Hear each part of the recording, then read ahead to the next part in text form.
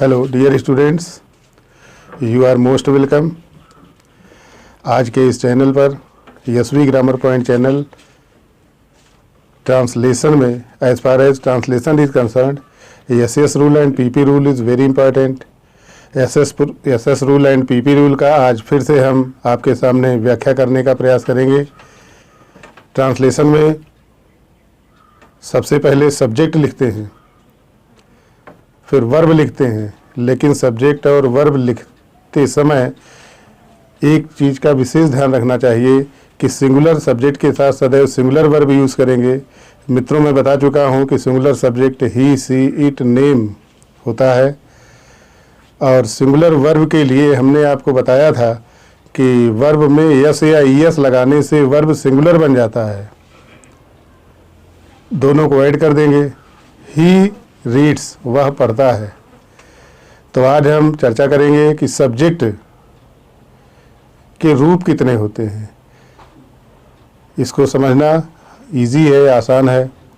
मुख्य रूप से सब्जेक्ट 8 रूपों में आता है। हमारे सामने पेपर में लिखा रहता है, बोर्ड पेपर में रहता है। संज्ञा और सर्वनाम, नाउन एंड प्रोनाउन, सब्जेक्ट का कार्य जब करते हैं तब जब इसके बाद ने आता है, नाउन एंड प्रोनाउन के बाद ने, जैसे राम ने पत्र लिखा तो इसकी इंग्लिश हो जाएगी राम रोट लेटर। तो ने के पहले जो सब्जेक्ट आया वो नाउन है राम। इसी प्रकार से यदि नाउन के बाद के आता है, जैसे राम के पास एक पेंसिल है तो यहाँ के आ गया, तो राम के पास एक पेंसिल है, राम है जे पेंसिल। इसी प्रकार से को भी आता है। यदि नाउन प्रोनाउन के बाद को आता है तो को के ठीक पहले आने वाला जो नाउन होगा वही सब्जेक्ट है। जैसे राम को पढ़ना है, राम हैज़ टू रीड। मुझको बोलना है, आई हैव टू स्पीक। तो इस प्रकार से को के पहले जो आने वाला सब्जेक्ट है वह करता है। और आप देख रहे हैं कि करता यहाँ पर सिंगुलर है, इसीलिए इसके बाद जो आने वाला वर्ब है वो भी सिंगुलर में ही होगा। हम आपको बताएंगे आने वाले समय में सिंगुलर सब्जेक्ट और सिंगुलर वर्ब कितने होते हैं, क्योंकि जो वर्ब होता है वो सिंगुलर प्लूरल दोनों होता है। लेकिन कुछ ऐसे भी वर्ब होते हैं जो सदैव सिंगुलर में ही आते हैं, कुछ ऐसे होते हैं जो सदैव प्लूरल में ही आते हैं। इसकी चर्चा हम करेंगे। इसी प्रकार से सब्जेक्ट के रूप में आज हम देखेंगे कि सब्जेक्ट जब सिंगुलर होता है तब इसके साथ सिंगुलर वर्ब का यूज होता है। हमारा जो फ्रेज़ है, इंग्लिश में एक फ्रेज होता है जिसको हम शब्द समूह बोलते हैं। Verb, group of words without verb is called phrase. तो समटाइम्स फ्रेज भी सब्जेक्ट का कार्य करता है। जैसे क्या करें, यह एक समस्या है। What to do is a problem. अब क्या करें यह एक समस्या है, तो इसमें क्या करें, देखिए ये सब्जेक्ट है और बाद में इज़ आया है, यह वर्ब है।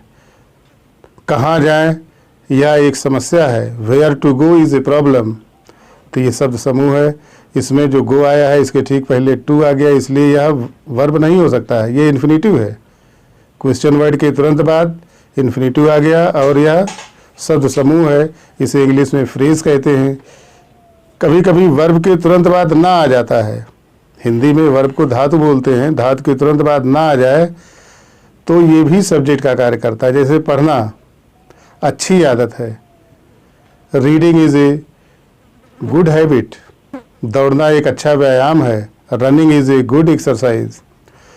इसी प्रकार से हम जो रनिंग बोलते हैं, वर्ब में आईएनजी लगाएं और उसका हिंदी अर्थ ना हो तो उसे जिरंड बोलते हैं। और जिरंड भी सेंटेंस में सब्जेक्ट का कार्य करता है, सब्जेक्ट का कार्य करता है।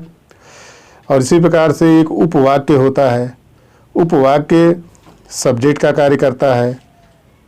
एग्जाम्पल के लिए, वह जो बोलता है सही है। What he speaks is right. तो व्हाट ही स्पीक्स, इस पर आप ध्यान दें। तो व्हाट ही स्पीक्स सब्जेक्ट है। कैसे सब्जेक्ट है, और ये क्लास है, क्लास को उपवाक्य बोला जाता है। यहाँ पर उपवाक्य ही सब्जेक्ट का कार्य करता है। तो व्हाट ही स्पीक्स और आगे वर्ब है इज़ राइट। जो वह बोलता है वह सही है। कभी कभी देखिए जब इसमें क्वेश्चन वर्ड का यूज़ नहीं होता है तब हम इसे दैट से प्रारंभ करते हैं। जैसे पृथ्वी गोल है यह सबको मालूम है, that the earth is round is known to all. That से शुरू होता है जब हमें कोई तथ्य पता चलता है, जब हमें कोई जानकारी मिलती है तब दैट से स्टार्ट कर देते हैं कि आप सही बोल रहे हो, मुझे मालूम है। That you are speaking correct is known to me. तो इस प्रकार से ये उपवाक्य है, क्लास है, यह सब्जेक्ट का कार्य करता है। और इसी प्रकार से देयर भी सब्जेक्ट का कार्य करता है। देयर के तुरंत बाद वर्ब बी का यूज़ होता है। वर्ब बी में is, am, are, was, were का यूज होता है, लेकिन हम यहाँ पर इज़, आर, वाज का यूज़ ज़्यादातर मोस्टली होता है। जैसे एक राजा था, there was a king, there का यूज़ सब्जेक्ट के रूप में हुआ है, लेकिन इसकी हिंदी नहीं लिखी जाएगी। एक गिलास में दूध है, there is milk in the glass. Plate में चावल है, there is rice in plate. तो देयर का यूज इस प्रकार से होता है। इट का यूज सब्जेक्ट के रूप में होता है। सर्दी, गर्मी, बरसात, माह, दिन, घंटा, समय आदि की जानकारी के लिए हम इट का यूज़ करते हैं। जैसे आज संडे है, इट इज़ संडे टुडे। कल सोमवार था, इट वाज मंडे यस्टरडे। तो इट का प्रयोग हम इस प्रकार से करते हैं। 11 बजे हैं, इट इज़ 11 o'clock। तो समय की जानकारी के लिए इट का यूज होता है। और इस प्रकार से प्राकृतिक घटनाओं को व्यक्त करने के लिए इट का यूज होता है। तो आज हमने आपके सामने कर्ता के विभिन्न रूपों की चर्चा की है। आगे फिर हम और आगे बढ़ाएंगे इसी क्रम को। यह बहुत इम्पॉर्टेंट है क्योंकि अक्सर ऐसा होता है कि पहचान नहीं पाते इस सब्जेक्ट क्या है इसमें। तो आज सब्जेक्ट के बारे में आपको जानकारी देने का प्रयास किया गया। इसी प्रकार से बहुत सारी चीज़ें आपके सामने प्रस्तुत की जाएंगी। और हमारा एक उद्देश्य है मित्रों कि जो अपने यहाँ जो अधिक से अधिक छात्र हैं इस समय स्कूल नहीं जा पा रहे हैं लॉकडाउन की वजह से, तो इसको चैनल को देखते रहें, सब्सक्राइब करते रहें। आप भी कमेंट कीजिए, सब्सक्राइब कीजिए। Thank you.